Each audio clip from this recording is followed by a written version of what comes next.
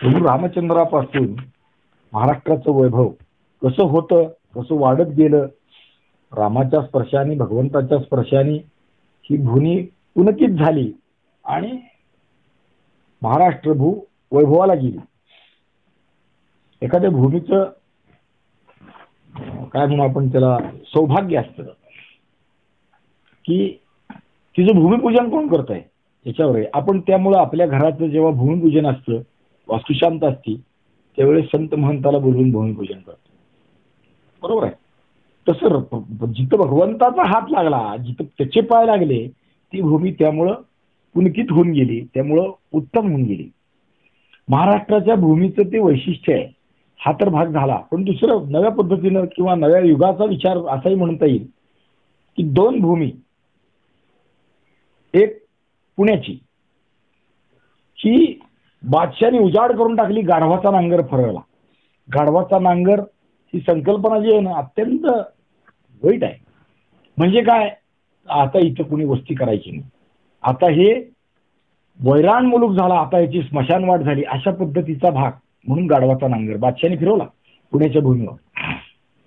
आणि पुण्यात कुणी वस्ती करू नये, बादशाची दहशत असावी म्हणून खोल एक पहार लोखंडाची त्या पुण्याच्या वेशीवर ठोकली आणि त्या पहारीला चप्पल बांधली.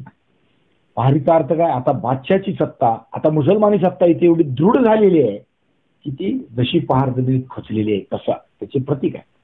आणि चप्पल ते असंच वाईटपणाचं प्रतीक, चप्पलाची माळ घालतो ना आपण एखाद्या वाईट माणसाला, तसं त्यामुळं ती तसं आहे. पण हे पलटून टाकण्याचं सामर्थ्य जसं आहे त्याला महापुरुष म्हणतो.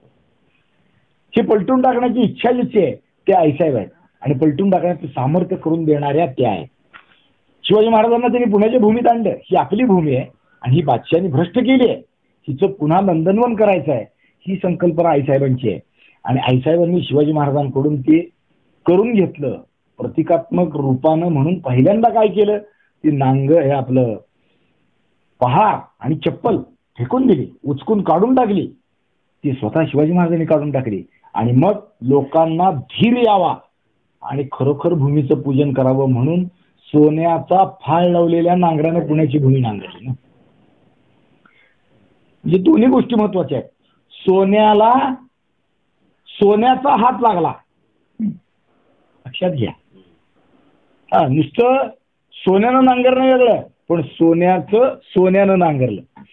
भूमी तशीच ती नांगरल्यामुळं शिवाजी महाराजांनी नांगरली आणि त्याला लोकांना धीर यायसाठी, अरे गाढवाचा नांगर फिरवला होता, आता सोन्याचा नांगर मी फिरवतो. केवढा अर्थ विशाल आहे, केवढी भूमिका आहे. खरोखर सोन्याची भूमी शिवाजी महाराजांनी नांगरली. दोन गोष्टी महत्वाच्या, एक सोनं आणि शिवाजी महाराज म्हणजे सोनं. या दोन्ही दृष्टीने विचार करता पुण्याच्या भूमीला त्यांचा स्पर्श झाला. एक म्हणजे सोन्यासारखी नीतिमूल्य जपून सोन्यासारखं जीवन खर्ची करणाऱ्याचा आणि दुसरं सोन्याचा. आणि म्हणून पुण्याची भूमीचं नंदनवन झालं. आज पुण्याचं हिंदुस्थानच्या नकाशावरचं नाव काय आहे, IT हब असं पुण्याला म्हणतात. IT क्षेत्रात म्हणजे माहिती, तंत्रज्ञान, विज्ञान, संगणकीय क्षेत्रात पुण्या इतकं अग्रगण्य हिंदुस्थानातलं शहर अगदी तुरळक आहे. 2-3 ठिकाणीच आहेत, फार काही नाही. आणि जे दुसरं आहे ना ते बेंगलोर आहे. एका भूमीला आईचा स्पर्श आहे, शिवाजी महाराजांचा स्पर्श आहे, आणि दुसऱ्या भूमीला शहाजीराजांचा स्पर्श. बेंगलोरचं आजचं जे मोठेपण आहे हे शहाजीराजामुळे आहे. बेंगलोरला शहाजीराजांनी, बेंगलोर असंच ओसाड व्हायला लागलेलं, शहाजीराजांनी वस्ती केली आणि बेंगलोर वसवलं. तेही आज IT हब आहे. हिंदुस्थानातली 2 IT हब, एक बेंगलोर आणि दुसरं पुणे. म्हणजे इतिहासाच्या हिशोबानं विचार करून आपण जे विचार करतोय त्या पद्धतीने विचार जर केला तरी सुद्धा नुसता आईसाहेबाचा स्पर्श झाला तर भूमी उद्धरून गेली. आज 400 वर्ष होत आली तरी सुद्धा त्याची कीर्ती जगात गाजते. नुसता स्पर्श झाला, बाकी त्यांचं चरित्र वेगळं आहे, पुढच्या सगळ्या गोष्टी आहे. नुसतं शहाजीराजांचा स्पर्श बेंगलोर शहराला झाला गाव उद्धरून गेले. आमचे एक मित्र संबंधातले, आपलं स्वकीय म्हणा, नातलग म्हणा, इंजिनियर झाला मुलगा आणि नोकरी लागली म्हणजे बेंगलोरला गेले. त्याला इंजिनियर झाल्याचं फार कौतुक असलं पाहिजे, स्वाभाविक आहे, चूक नाही आहे. इंजिनियर होणं साधी गोष्ट नाही. गेला बेंगलोरला गेला आणि मग बेंगलोरला राहायला. मोठी नोकरी मिळाली, असं आहे तसं आहे, पॅकेज सगळं झालं, सांगितलं. आणि बेंगलोरवरनं सुट्टी झाली, काहीतरी वेळ मिळाला, काहीतरी कार्यक्रम इथं आला, चर्चा केली, कसं वाटतं बेंगलोर? हो खूप छान आहे, पैसे भरपूर आहेत, आनंद आहे, महागडं शहर आहे, तक्रारी होत्या. आणि बाकी काय रे बाबा, मग खूप माणसं आहेत, खूप इंजिनियर आहेत, हे आहेत ते, पण बाकी तुझं बेंगलोर बद्दल मत काय? अहो ते म्हणला मी इंजिनियर झाल्याचा आनंद होता, वाटत होतं की आपल्यासारखं जगात कोणी नाही, पण बेंगलोरला गेलो आणि लक्षात आलं की आपण गाढव आहोत. का? जिकडे बघाल तिकडे इंजिनियरच आहेत म्हणजे बेंगलोर. लोकलमधनं उतरलं की नुसते इंजिनियर, इकडनं तिकडे जायचं असेल सगळे इंजिनियर. बेंगलोर शहरी इंजिनियरचीच आहे काय असं वाटतं, इतके लोक बेंगलोरमध्ये इंजिनियर आहेत, अभियंता आहेत. त्यांची कामाचे क्षेत्र वेगळे वेगळे असतील, कोणी सिव्हिल असेल, कोणी कॉम्प्युटर इंजिनियर असेल, कोणी सॉफ्टवेअर मधला असेल, अजून काय असेल ते, पण खूप लोक आहेत. म्हणजे बेंगलोर आज जे विकसित झालंय याची मुहूर्तमेढ लावलेली आहे ती शहाजीराजांनी लावली. पुण्याची मुहूर्तमेढ आईसाहेबांना आपल्याला तर ते ज्ञातच आहे, सोन्याचा नांगर. जाणतराच्या नाटकात शिवाजी महाराज छत्रपती होतात याच्या आधी चर्चा स्वराज्यात सुरू होते आनंदाची. आठवतो का तुला गड्यार सोन्याचा नांगर. म्हणजे शिवाजी महाराज तिथपासून लोकांना स्मरणात राहतात. पहिलं काय? सोन्याचा नांगर. अनेक विषयांनी विचार केला. अशी ही भूमी होती. प्रभू शिवाजीरामाच्या शिवरायांच्या आधी सुद्धा प्रभू रामचंद्राच्या स्पर्शानं, स्पर्श कोणाचा झाला ती महत्वाचं आहे. रामाच्या स्पर्शाने ही भूमी पुलकित झाली आणि मग वैभव किती वाढलं, सगळ्या अंगाने वाढलं. त्याचा विचार आपण काल केला. अनेक गोष्टी कशात कमी होतो? शिल्पात कमी होतो का नाही, काव्यात कमी होतो का नाही, वाङ्मयात कमी होतो का नाही, अनेक म्हणजे आरोग्यशास्त्राच्या हिशोबाने तो विचार केला. कवी सुद्धा कसे होते? व्युत्पन्न पंडित होते, ज्ञानी होते, काही करत होते. काही म्हणजे काव्य कैलास निर्माण करत होते. आणि दगडावर काव्य कैलास निर्माण केलेलं खोदणारेही शिल्पकार होते ना. कैलास लेवण आपल्याला माहित आहे. पण कवी कसे होते? आमची या कविकुळा बोलू लागे असे होते. ते राजाने म्हटलं हे काव्य मला विकत दे, तुला धन देतो, तर घेतलं नाही. आमच्या कविकुळाला बोल लागेल असे कवी होते. काव्य विकणं नाही. तुला काय द्यायचे बिदागी दे, आनंद वाटला दे, नाही दिलं तर नाही दिलं, हरकत नाही, पण काव्य तुला विकणार नाही असे कवी होते. असा संपन्न महाराष्ट्र होता. ज्ञानेश्वर महाराज आणि सगळ्या संतांची मांदियाळी इथे जन्माला आली.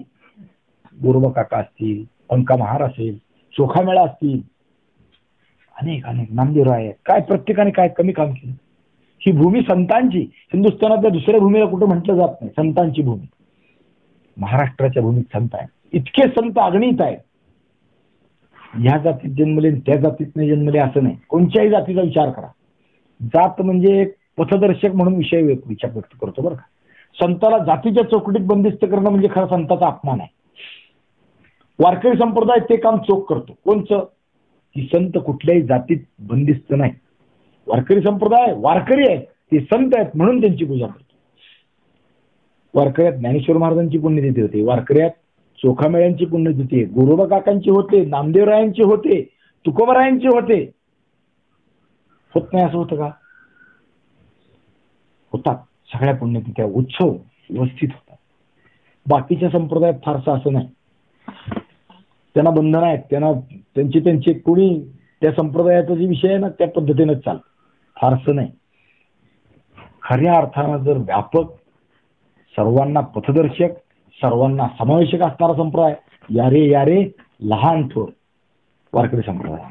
बाकी नाही. बाकी सगळ्यांनी गप्पा मारायच्या समानतेच्या, प्रत्यक्षात नाही. तो वारकरी संप्रदाय इथं संपन्न होता.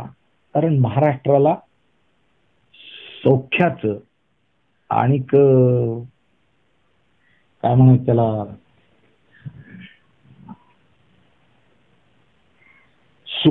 सौख्याबरोबरच नाही, सुखाचं चांदणं होतं वगैरे आहे. पण राजाचं छत्रही असं होतं की कुणी इकडे वाकड्या नजरेने बघत नव्हतं. आणि राजा संपन्नतेतून सौख्याचं दोन्हीचा विषय होता. राजे ज्ञानी होते, विद्वान, राजे करते होते. वैभवाचा पूर्ण चंद्र महाराष्ट्रावर आपलं चांदणं शंपित होता. वैभव अत्यच्च वैभव होत. आणि या वैभवाकडे दिल्लीच्या सुलतानाचं लक्ष गेलं. घात झाला. चंद्राला खळं पडलं. कसं पडलं, केव्हा पडलं, कुणाला समजलंच नाही, लक्षच नाही. राजा दोन्ही तिन्ही अर्थानं राजाचं काम असतं की बाहेर आपलं सौख्य आहे ते सांभाळणं, पण बाहेरच्या परिसरात कोणाचं लक्ष आपल्याकडे आहे का याकडे लक्ष ठेवलं पाहिजे. विंध्याचलातून भयंकर आरोळ्या उठल्या, घोड्यांच्या टापा खणाडल्या, लखलखीत अर्धा चांद आणि एक चांदणी विंध्याचलावरून तळपत अत्यंत वेगाने पुढे सरकली. आरोळ्यांचा आवाज वाढला, टापाचा खडखडाट वाढू लागला. भाल्याची फाळ आणि तलवारीची पाती झगागली. लवलवणारे अफगाणी शिरताज, आक्रोशणारे अफगाणी कंटना, शिवणारी अफगाणी मनगट आणि फुसफुसणारे अफगाणी छाताडे बेहाय दौडत आणि बेताल ओरडत उधळत उसळत दख्खनवर तुटून पडले. किती होते? 8,000. अफगाणी घोडा भेसाळत घामाळत चौटा थडाडत होता. जमिनीवर त्यांची टाप ठरत नव्हती. त्या स्वाराचा मोरक्या अत्यंत महत्वाकांक्षी मुद्रेचा होता. त्याच्या हाताऱ्याचे आणि मजरेचं टोक महाराष्ट्रावर रोखलं होतं. म्हणजे हातातली तलवार आणि नजर कुठं होती? महाराष्ट्रावर. 8,000 स्वार त्याच्या मागोमाग त्याच वेगाने त्याच आवेशाने तुटून पडले होते, दौडत होते. त्यांचे पंजे, त्यांची मनगट, त्यांचे दंड, खांदे, गर्दन, भिवया, ओठ, छाताडे, नजर, वेग, आवेश आणि आक्रोश सगळ्यांचा सारखा होता. कसा? कत्तलबाजांचा. त्यांच्या धिप्पाड अंगा खांद्यावर भाणाचे भाते, कमाने, मोठ्या मोठ्या ढाली पाठीला बांधल्या होत्या आणि पल्लेदार भाले आणि शमशेर घेऊन ते तळपत तळपत महाराष्ट्रावर तुटून पडले होते. विंध्याचलाची टापानी मागे फेकीत दौडत सुटले. नर्मदा आडवी आली. नर्मदा ढवळली. नर्मदेचं पाणीच घाण झालं. ते ओलांडून नर्मदा पार केली. पुन्हा ते चौखूर सुटले. सरसर सरसर जमीन कापत. जी या धाड यादव राज्यावर पडली. 8,000 कंटनातून इस्लामी पुकार आसमान काढू लागला, आक्रंदू लागला. दीन दीन दीन दीन, अल्लाहु अकबर. त्यांच्या आरोळ्याने दिशा कडाडल्या. कांठळ्या बसल्या, पाखरं उडाली, हंबरडे किंकाळ्या उडल्या. काय झालं? परचक्र आलं, परचक्र आलं. महाराष्ट्रावर परचक्र आलं. बेहोश टापाखाली भूमी चेंदाळू लागली आणि ही सैतानाची टोळी वराडत घुसली. पहिली धाड पडली एलिचपुरावर. एलिचपूर म्हणजे अचलपूर असतं. अचलपुरावर पहिली धाड आली. भयानक बातमी देवगिरीवर आली. येणाऱ्या शत्रूचं नाव गाव कळालं. नाव काय? अल्लाउद्दीन खिलजी. महाभयंकर क्रूर कर्दनकाळ अल्लाउद्दीन खिलजी. दिल्लीच्या जलालुद्दीन खिलजीचा हा पुतण्या, अर्जे ममालिक अलाउद्दीन खिलजी. यावेळी राजावर होता राजा रामचंद्र देवराय यादव. अत्यंत बेसावत आणि बेजबाबदार राजा. सौख्य होतं, सौख्यात मिळत होता, दुसरीकडे लक्षच नव्हतं. एक उत्तर भारतातली महत्वाकांक्षी व्यक्ती किंवा राजा आपल्यावर लक्ष ठेवू नये याकडे त्याचं लक्षच नव्हतं. तो आपल्यात मशगूल होता. राजा गाफील राहिला. त्यानं कधी लक्षातच घेतलं नाही की आपल्यावर कोणाचं तरी लक्ष आहे, आपलं अहित कोणीतरी चिंततोय, आपल्या प्रजेचं सौख्य धोक्यात आहे. हा राजा गाफील राहिला की काय असतं हे 700 वर्षापूर्वी झालं. आत्ताचं उदाहरण आहे ना. महाराष्ट्राच्या गृहमंत्र्याला, मुख्यमंत्र्याला लक्षच नव्हतं की समुद्रमार्गे कोणीतरी येईल आणि आमच्यावर हल्ला करेल. आणि मग काय झालं? मुंबईची विटंबना झाली ना. 4 माणसांनी मुंबई वेठीस धरली. जगभर भारताची नाचक्की झाली. राजा गाफील असला की प्रजेचे हाल काय होतात अजूनही दिसून येत. आणि मग आता समुद्री गस्त सुरू झाली आपल्याकडे. आता एवढ्या दिवसात लक्षात नाही आलं का? राजा बेसावत, राजा बेजबाबदार, राजा गाफील. सरहद्दीचा बंदोबस्त नीट नाही ठेवला की काय होतं आत्ता उपभोगलंय आपण. तेच झालं. एलिचपूर पडलं. पडलं म्हणजे काय, लढलंच नाही. इलिशपुराचा विषय संपला. आपल्या राज्याचा सरहद्दी त्यानं बंदोबस्त नाहीच ठेवला. महाराष्ट्रात किल्ले होते, सैन्य होतं, सह्याद्री आणि सातपुड्यासारख्या प्रचंड रांगा होत्या, अन्नधान्य होतं, युद्ध साहित्य होतं, शौर्य होतं, सारं सारं काही होतं. पण यावेळचा राजा नालायक होता. आक्रमक आणि महत्वाकांक्षी सुलतानांची हा म्हणता उत्तर भारत भरडून काढलाय, त्याच्या टाचेखाली भरडलाय, तो आपल्या अंकित ठेवलाय. हे काय यादव राजाला माहित नव्हतं काय? होतं ना. मग तरी सुद्धा त्याच्या हालचाली त्याला कळत नव्हत्या काय? होत्या. पण आपल्यावर झडप पडेल याकडे त्याचं कधी लक्षच गेलं नाही. महाराष्ट्रासकट सारा दक्षिण भारत ते गिळायला बसलेत याकडे विचारच केला नाही. काय करीत होते तेव्हा त्याची मुत्सद्दी. मोठ विद्वान होते, हेमाद्री सारखा उत्तम पंडित होता, पंतप्रधान होता. काय करत होता?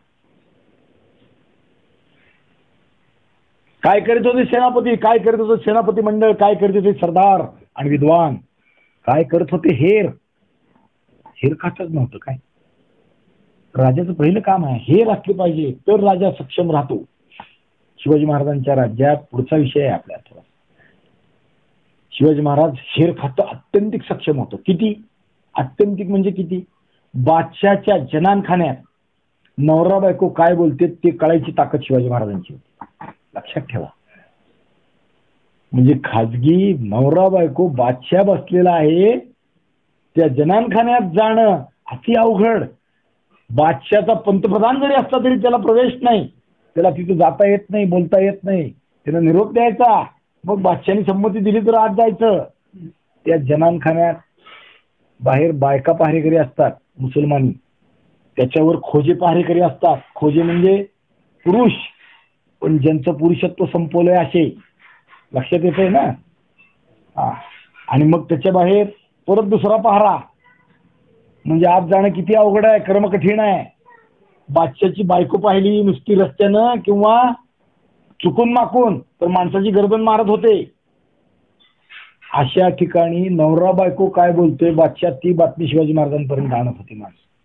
म्हणजे केवढं हेर खातं सक्षम होतो. बादशाची आणि अफजल खानाची खाजगी भेट झाली. बडी बेगम बादशाह आणि अफजल खानाची खाजगी भेट. आणि त्यात अफजल खानाला बादशाने काय सांगितलंय, हर प्रकारे दगाळ करून शिवाजीला घेऊन ये. बेगमेने काय सांगितलं, शिवाजीला जिवंत किंवा मेलेला घेऊन ये. दरबारात झालं ते विषय वेगळा, ते सगळ्या जगाला कळेल. ती वार्ता शिवाजी महाराजाला कळते. ह्याचा अर्थ काय? याचा अर्थ आमचं हेर खातं किती सक्षम होतं. ही माग झालेली जी चूक आहे ना ती परत होता कामा नये, हा विचार शिवाजी महाराजांच्या आयुष्यात आहे. रामदेवराय यादव लक्ष दिलं नाही हेर खात्याकडे, त्याचा परिणाम महाराष्ट्राला भोगावा लागला. अख्ख्या महाराष्ट्राला भोगावा लागला, दक्षिणेला भोगावा लागला. 1 नव्हे 2 नव्हे, किती वर्ष, 400 वर्ष अंधकारात पडावं लागलं.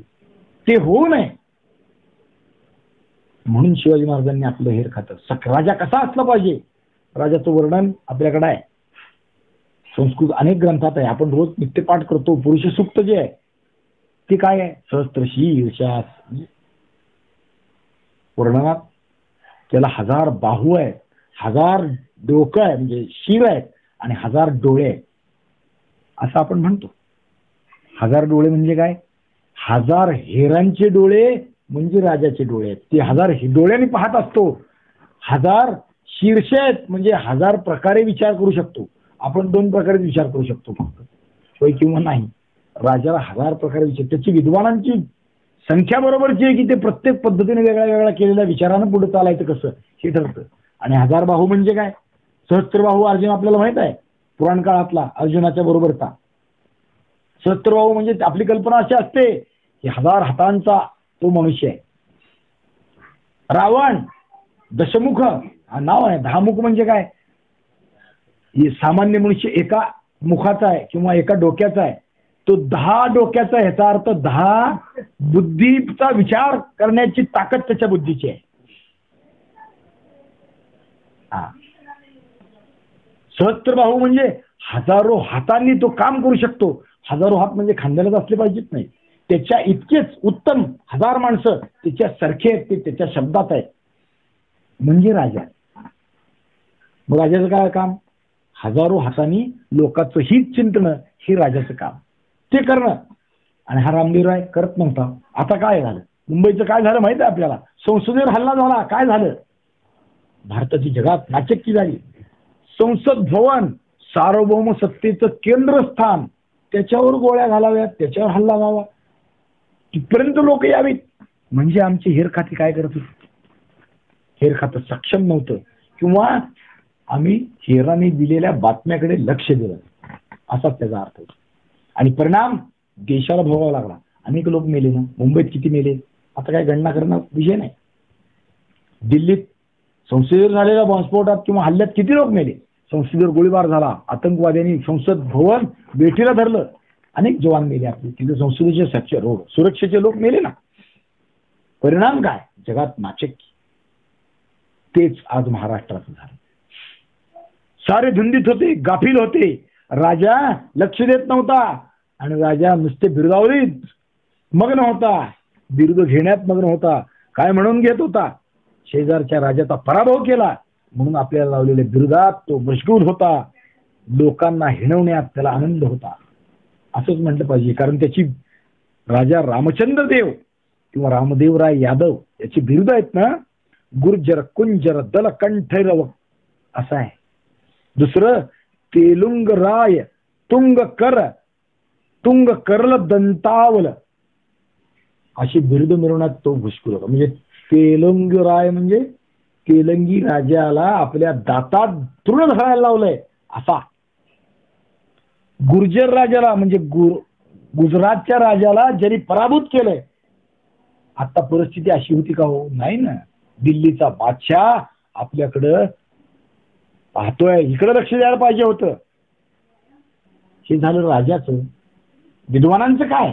विद्वानांना नव्हतं का कळत? अरे राजा, दिल्लीत असं चाललंय, बघ बघ, लक्ष दे. विद्वानांचं काम काय? पण ते काम न करता विद्वान चर्चा कशावर करत होते? संन्याशाच्या पोराची मुंज करायची का नाही यावर. कोण लक्षात येत आहे ना? हो, ज्ञानेश्वर महाराजांची मुंज करायची का नाही? विद्वान बुद्धी कुठं खर्ची घालत होते? राजाला जाग ठेवणं हे विद्वानाचं काम आहे. नाही ना ते करत. आणि आलाच रामदेवराय खडबडून उठला. पण सैन्य कुठं होतं जवळ? थोडीशी फौज त्यांनी घाट लाजुऱ्याकडे पाठवली आपल्या माणसाबरोबर, आणि अल्लाउद्दीनचा प्रतिकार करा सांगितलं. खलजी आलाच. वाघासारखा झेप घेत त्याने जोरात धडक दिली. धुमश्चक्री उसळली. घाट लाजुऱ्यापाशी लढाई झाली. लढाई कुठली? यादवाची सेना कर्दळीसारखी सपासप छाटली. आलेला प्रतिकाराचा पाचोळ्यासारखा प्रतिकार करून अल्लाउद्दीन कुठं निघाला? देवगिरीकडं. केवढं धाडस आहे हो! अल्लाउद्दीन देवगिरीकडे निघाला. त्याला काळीज हवं. देवगिरीवर जायला कसं जबरदस्त हिंमत हवी, धैर्य हवं. वाघाचं खरोखर अल्लाउद्दीन कौतुक करायचा विषय नाही, पण कर्तृत्व आहे. दिल्लीवरून कुठं त्याची राजधानी, कुठा प्रदेश, देवगिरी कुठं, दिल्ली कुठं. आज जायचं यायचं म्हणलं तरी कमीत कमी 24 ते 36 तास लागतात रेल्वेने सुद्धा. आणि तो तिथून येतो, घोड्यावर येतो, 8000 लोक घेऊन येतो. इथे किती लोक आहेत, काय आहे, नाही विचार करा. धाडसानं देवगिरीवर आक्रमण करतो, आणि ते केलं. माणिकपुरावरून तो आला, उड्या टाकीत टाकीत आला. माळव्यातून विंध्याचलावर, विंध्याचलातून नर्मदेवर, नर्मदेतून सातपुड्यावर, सातपुड्यावरून इलिशपुरावरून आणण्यात, इलिशपुरावरून देवगिरीवर. माघ महिन्याच्या शुक्ल पक्षाचे दिवस होते. राजा रामदेवराय देवाच्या दर्शनाला निघाला होता. राजकर्तव्य काय आहे खरं तर? सगळं देवाचं राजानं चालवलं पाहिजे, केलं पाहिजे, देवदर्शन असलं पाहिजे. पण परकी आपल्यावर येत असताना आधी तो रोखला पाहिजे, तर देवदर्शन. राजा आणि त्याला वार्ता कळाली. आला. घाट लाजुऱ्याच्या पराभवाच्या बातम्या आल्या. ती येण्याआधीच हा आला देवगिरीवर. कोण? अलाउद्दीन. देवगिरीत धाबळ उडाली. किल्ल्यावर रणदुंदुबी वाजू लागली. पण सैन्य कुठं होतं जागेवर. राजा कसा होता बघा. अवघे 4000 सैनिक किल्ल्यात होते. रामदेवराय तेवढीच सेना घेऊन त्वरेनं चालून निघाला. देवगिरी पासून 2 कोसावर त्याची आणि खलजीची गाठ पडली. लढाई पेटली. वणवा पेटायच्या आतच लढाई दिली. यादवांच्या 4000 सैन्याचा खलजी पुढे टिकावं लागला नाही आणि ती पराभूत झाली. आणि मग काय, किल्ल्यात पळत सुटली. बघा अविचारी राजा काय करतोय, विचार न करता युद्धाला गेला ना. तो यायला लागलाय म्हणल्यावर सगळ्या योजना केल्या पाहिजेत, तयारीत पाहिजेत. खरं तर तो येणार आहे हे गृहीत धरून तयारी पाहिजे. आल्यावर तरी काहीतरी नाही. आणि मग दौडत दौडत तो किल्ल्यात गेला आणि त्याच्या मागोमाग अलाउद्दीन. किल्ल्याखाली देवगिरी नगर आहे, अजूनही गाव आहे. काय आहे गावाचं नाव आता? देवगिरी नगर, देवगिरी आणि किल्ले देवगिरी 2 भाग आहेत. दौलताबाद हे नंतर दिलेलं नाव आहे. अजून आमच्या लोकांना प्रज्ञा होत नाही, इच्छा होत नाही देवगिरी म्हणण्याची. दौलताबाद, औरंगाबाद, उस्मानाबाद, सगळे बादे बाद आहे. नाव उखडून टाकली पाहिजे. आमचा स्वाभिमान त्याशिवाय शिल्लक आहे असं वाटणार नाही. जगाला कळलं पाहिजे आम्ही आता स्वाभिमानानं जगतो आहोत. आमचं सार्वभौमत्व अजून शिल्लक आहे, आम्ही ते राखणार आहोत. नावं बदलली पाहिजे. अजून आम्ही बॉम्बे म्हणतो, अजून आम्ही पुणा म्हणतो, पुणे, मुंबई पाहिजे. उत्तर भारतात अनेक गावाची नावं बदलली योगी आदित्यनाथांनी, लक्षात ठेवा. आता फैजाबाद नाही, आता अलाहाबाद नाही, आता प्रयागराज. रेल्वे स्टेशनला जा आता पाहायला मिळेल. अलाहाबाद नाही, आता फैजाबाद बदलली. अयोध्या, साकेत नावं बदलली चालली. आमच्याकडे ती प्रतिभा कधी येणार? बाळासाहेब ठाकरेंनी प्रयत्न केला. उस्मानाबाद बंद, धाराशिव म्हणा, औरंगाबाद बंद, खडकी म्हणा, संभाजीनगर म्हणा, करायला पाहिजे. देवगिरी सुलतानाच्या ताब्यात अलगत पडली. राजा वर गेल्यावर गावाचं काय होणार? अफगाणी पंजांची झडप देवगिरीवर पडली. तुलना करणे किंवा सांगणे अशक्य, अशक्य. चित्रगुप्तालाही सांगणं अशक्य. किती यातना, काय झालं असेल. पहिली झडप पडली स्त्रियांच्या अब्रूवर. स्त्रियांनी केवळ केविलवाण्या किंकाळ्याच फोडल्या, पण ते ऐकायला कोण होतं? केवळ अफगाण होते. काही नाही, काय करायचं. देवगिरी नगराची अल्लाउद्दीननं सपाटून लूट केली.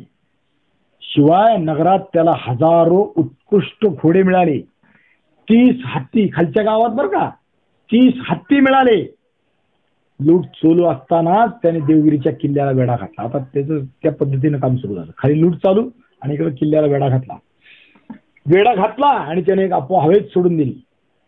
आपण बरोबर आणलेली ही फौज ही आघाडीची लहानशी तुकडी आहे. बघा कसं फसवं असतं राजकारण. ही काय आहे? लहानशी तुकडी आहे. खरी मोठी फौज मागून आमच्या मागोमाग येते, दिल्लीवरून येणार. ती निघाली आहे, ती लवकर येऊन धडकेल. ही केवळ थाप होती. पण ही गुप्त आणि महत्वाची बातमी म्हणून हेरांनी आता सांगितली. खरं तर हेरांनी खात्री करायला पाहिजे होती की नाही? शिवाजी महाराजांचे हेर कसे आहेत आपण बघितलं. खात्री करायला पाहिजे होती. शिवाजी महाराज जोहरच्या वेड्यातून निष्ठून गेले ना. हेरांनी बातमी आणली, इथं रस्ता आहे, एवढाच बारीक रस्ता आहे, एवढा कटला, संपलं. कौशल्याचं काम आहे. कसं पळून जायचं, काय आहे जागा, रस्ता दाखवतो. हेराचं काम काय? गुप्त वार्ता खऱ्या देणं. हे जर हेरांनी खोटी वार्ता शिवाजी महाराजांना दिली असती तर, इथून रस्ता आहे म्हणून दुसऱ्या रस्त्याने नेला असतं तर नाही. शिवाजी महाराजांचे हेर शिवाजी महाराजांना इतकेच विश्वास होत. महाराजांनी त्याच्यावर किती विश्वास ठेवावा, तेवढं जसं शिवाजी महाराज स्वतः आहेत तेवढाच ते त्याला मानत होते ना. त्यांनी दिलेली बातमी खोडी. अर्थात शिवाजी महाराजांच्या विषयानं खूप, म्हणजे आचार्य चाणक्याने जे सांगितलं ती मी तर खूप आहे. एकच शेर बातमी आणतोय, त्याच्यावर शिवाजी महाराज कधी विश्वास ठेवत नव्हते. त्याच्यावर दुसरा हेर, त्याच्यावर तिसरा, आणि तिघाच्या बातम्याचं संकलन जे आहे ते खरं. एकाने दिलेल्या बातमीवर नाही विश्वास. शिवाजी महाराज आहेत ते असे आहेत. शाहिस्ते खानाच्या छाप्यात शिवाजी महाराज गेले. हेराने जर चुकीच्या वार्ता दिल्या असत्या तर कुठं राहतो शाहिस्ते खान, कोणत्या खोलीत झोपतो ते पण हेराने सांगितलं ना. कसं काय आणलं असेल हो? तेच तर हेर खात्याचं वैशिष्ट्य आहे. ते आपल्याला कळत नाही आजही. हे खरं हेराचं कौशल्य. शाहिस्ते खान इथे झोपतो, शाहिस्ते खान इथं जेवतो. आत कोण असतं, बाहेर कोण असतं, आज जायचा रस्ता कसा करता येईल, सगळ्या बातम्या. आता हेरांनी गुप्त बातमी म्हणून काय आणून सांगितलं, मागून येणारी मोठी फौज म्हणून हेरांनी सांगितलं. खरं तर हेरांनी तिची खात्री करायला पाहिजे खरंच काय आहे. किल्ल्याची बातमी आली, राजा चिंतातूर झाला. काय करावं, त्या प्रचंड फौजेपासून संरक्षण कसं करायचं या चिंतेत तो पडला. वेढा पक्का झाला. देवगिरीत अन्नधान्य भरपूर ठेवलाय. ही त्यातल्या त्यात महत्वाची गोष्ट होती. अनेक तरतुदी किल्ल्यात होत्या. बाणाचा मारा करून खलजी सैन्यावर आणि खलजी सैन्याकडून गडावर सारखा मारा होत होता. रामदेवरायच्या कानात एवढ्यात एकाने बातमी सांगितली. काय, अन्नधान्य म्हणून किल्ल्यात जे भराभरा भरून ठेवलाय हे अन्नधान्य नसून मिठाची पोती आहे. आता कसं लढावं. राजाची छाती दडपली. राजा हादरून गेला. आणि असलेलं अन्नधान्य आता काय, आता केवळ 2 किंवा 4 दिवस पुरेल एवढंच आहे. आणि मग राजाला मार्ग सुचेना, काय करावं कळेना. आणि मग राजाला सुचलेला मार्ग काय, शरणागती. तह राजाने मनुष्यगडा खाली पाठवला. खिलजी बरोबर तह केला. खिलजीनं तहाची कलम सांगितली आणि राजाने ती मान्य केली. दुसरा मार्गच राहिला नाही. यावेळी शंकरदेवराय हा राजाचा पुत्र आपली फौज घेऊन दुसरीकडे गेला होता आणि त्याला माघारी यायला वार्ता कळाल्या. तोपर्यंत राजाने तह केला. काय तह केला, अल्लाउद्दीननं तहात मागणी केली, 50 मण सोनं द्या. मण बर का, बघा किती किलोचा एक मण, 40 किलोचा एक मण, 40 शेराचा म्हणू त्या काळाच्या हिशोबाने. एक मण जड जवाहीर आहे आमच्या पदरात टाका, शिवाय आम्ही देवगिरीत केलेली लूट ते आम्ही घेणार, ती माघारी घेणार नाही. आमची मागणी पदरात टाकली तर आम्ही निघून जाऊ, नाहीतर आम्ही सोडत नाही. राजाने तेवढं कबूल केलं, मान्य. आणि तेवढ्यात राजाला बातमी आली, आता लूट खाली येऊन द्यायची ना, ती तहाची खंडणी. तेवढ्यात राजाला बातमी आली, काय, आपला पुत्र शंकरदेवराय, युवराज शंकरदेव यादव, त्याने खूप मोठी सेना जी बरोबर घेऊन गेली आहे, दुसरीकडे युद्धाला गेलाय, तो सेना घेऊन राजधानीचं अपहरण झालेलं कळलंय म्हणून पुन्हा आला, माघारी आला. पाहतोच या अल्लाउद्दीनला म्हणून तो पेशानं निघालाय. आणि राजा घाबरला. आता खरं तर काय, पोरगा कर्तबगार आहे, युद्धाला सेना भरपूर घेऊन गेलाय, राजाने काय करायला पाहिजे, पोराला हेराकडे वार्ता दिली पाहिजे. असं असं झालंय, तुझ्या बरोबर सेना आहे, इथली असलेली सेना मुघलाची एवढी आहे, मुघलाची नाही, अल्लाउद्दीन खिलजीची. काय केलं पाहिजे, तू बाहेरून मी आतून, दोघांनी एका वेळी युद्ध करू. राजा वेगळा विचार करायला लागला. खालून युवराज चिडला, मुठभर लोकांनी येऊन माझी राजधानी यानं मागवली. आणि युवराज त्याच्यावर चालून निघाला. राजपुत्र जवळ आलाय ऐकलं आणि अल्लाउद्दीन घाबरला, कारण राजपुत्राबरोबर असलेल्या सैन्याचा आकडा त्याच्या हेराने सांगितला, प्रचंड सैन्य, युद्धाला आले ते, आपलं काय होईल असं वाटलं. आणि त्याने युद्धाची तयारी केली. आता काय मरण आहे, आता जिहाद जिहाद त्याने पुकारला. काय व्हायचं ते हो बघू. घाबरून गेलेला रामदेवराय आपला मुलगा आता भावनेच्या भरात अल्लाउद्दीनवर चालून जातोय, हल्ला करतोय, याची काळजी करायला लागला. आणि त्यानं पोराला दूत पाठवून निरोप दिला, आपला खलजीचा तह झाला, युद्ध करू नकोस. काय बाप आहे बघा, पोरानं बापाचा शब्द नाही मानला. खरं तर बापाने आतून युद्धाची तयारी करायला पाहिजे, तुम्ही पोराला बाहेरून तयार करायला पाहिजे. हे तू दोघं मिळून शेरडून टाकू. तो चिडलाच. खंडणी देऊन शत्रूला माघारी पेटवणं म्हणजे आधी तेल ओतण्यासारखं आहे, नाही. आणि म्हणून शंकरदेवराय पेशानं चालून निघाला. लढाई भडकली. शंकरदेव आणि खलजीची सेना पेशानं लढायला लागली. त्याला खात्री होती आपण खलजीला मारणार, झोडणार. आणि तसंच झालं. खलजी पळायला लागला. खलजीचा मनस्वी पराभव व्हायला दिसायला लागला. त्याच्या मरणाचा क्षण जवळ यायला लागला. पळून जाणं अशक्य असंच त्याला वाटायला लागलं. आता काय करावं? खलजी मरा संपतोय. आणि खलजीला काय झालं? खलजीनं 1000 लोकांची टोळी, 8000 लोक आले, त्यातले 1000 लोक बाहेर टेहळणीला पाठवली होती. ते सैन्य 1000ची टोळी माघारी आली. त्यांना माहित आहे ना युद्ध चाललेलं. ती माघारी आली. आणि या मराठी सैन्यानं, या यादवांच्या सैन्यानं ती धूळ उडालेली पाहिली. अफगाणांच्या फौजाची धूळ उडालेली. 1000 लोक बरं का. आणि 1000 लोकांची धूळ उडालेली पाहिली. ती ओरडत दौडत यायला लागले. धुळीचे लोट गगनाला भिडाले. आणि यादवाच्या सैन्याला वाटलं की मागून येणारी खिलजीची फौज दिल्लीवरून जी ज्यादा येणारी आहे ती आली. अफवेचा परिणाम काय असतो कळलं का? आणि यादव सेना घाबरून पळत सुटली. विजयश्री जवळ आलेली हातातोंडातून तुटून पडली. शंकरदेवाचा प्रचंड पराभव झाला. यादव सेना कापली गेली. पराभव पराभव. पळायनाशिवाय मार्ग राहिला नाही. यावेळी रामदेवराय किल्ल्यातून मदतीला पोराच्या आलाच नाही. खरं तर त्यानं आतून आला असताना.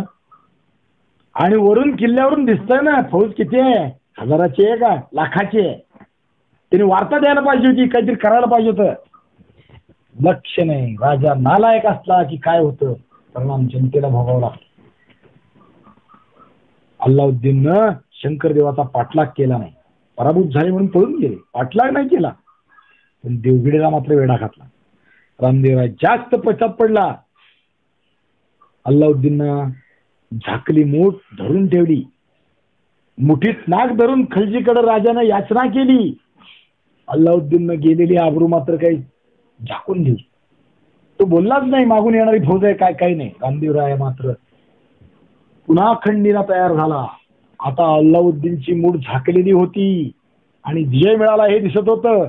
त्यामुळे म्हणून ते मान्य करण्याशिवाय रामदेवरायाला काहीच पर्याय नव्हता. म्हणून अल्लाउद्दीननं पुन्हा मागणी केली. काय? 600 मण सोनं. किती? मगाशी किती होतं? 50. आता 600 मण सोनं. 7 मण मोती. 1 ग्रॅम मोत्याची किंमत आताच्या बाजारात किती आहे पहा. 4000 रुपये ग्रॅम आहे मोती. बसरा मोती असेल तर किंमतच बोलायचं नाही. त्यानं सांगायचं ना आपण द्यायची. लाख रुपयाला जरी ग्रॅम म्हणला तरी देतात बसरा. 2 मण हिरे आणि माणकं. लक्षात ठेवा. 1000 मण चांदी. नुसते आकडे ऐकले तरी गणित करू शकत नाही आपण. रेशमी कापडाचे 4000 ठाण ताजे ताजे 4000. याशिवाय पठाणाने नेलेली लूट वेगळी. केवढी मोठी यादी टाकली अल्लाउद्दीननं. आणि रामदेवरायानं ती मान्य केली. देतो देतो सगळं देतो. याशिवाय वार्षिक खंडी कबूल केली. या मोहिमेचा खर्च मागितला तोही कबूल केला. आणि काय संपलं का? नाही नाही संपलं नाही. आणि अल्लाउद्दीननं रामदेवरायाची मुलगी मागितली. लक्षात ठेवा. आणि रामदेवरायानं कबूल केलं. मान्य. रामदेवरायाची मुलगी जेठाई अल्लाउद्दीनच्या गोटात गेली. बघा राजाची लेक दासी बटकीसारखी झाली. राजकन्या अल्लाउद्दीनच्या गोटात गेली. आणि अल्लाउद्दीन ही सगळी लूट वाहती घोडे उंटावर लादून रुबाबात देवगिरीवरून निघाला आणि दिल्लीकडे गेला. महाराष्ट्राच्या सोन्याच्या द्वारकेतली लक्ष्मी त्यानं बांधली, आवळली, कसून हत्तीवर घातली. सोबत महाराष्ट्राची राजकन्या घेऊन गेला. अलाउद्दीन खिलजी. यादवांच्या गरुडाची पिसत झडली. देवगिरीचा दिमाग दरारा 15 दिवसात नाही झाला. काय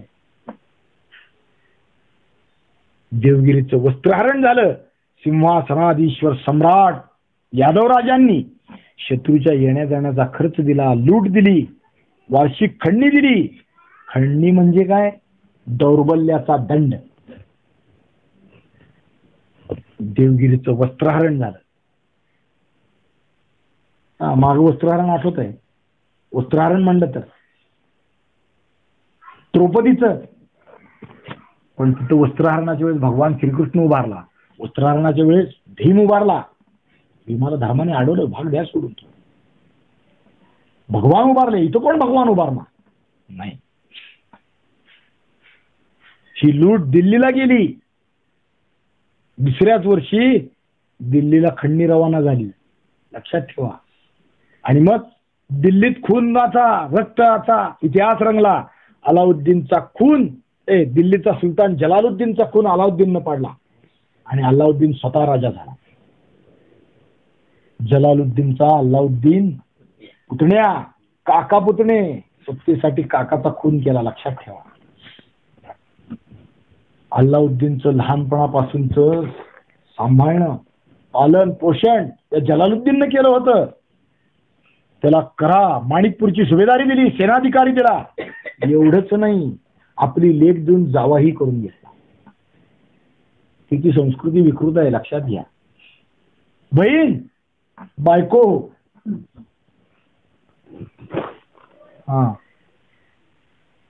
म्हणजे अलाउद्दीन आपल्या चुलत बहिणीचा नवरा होता आणि काकाचा जावई होता.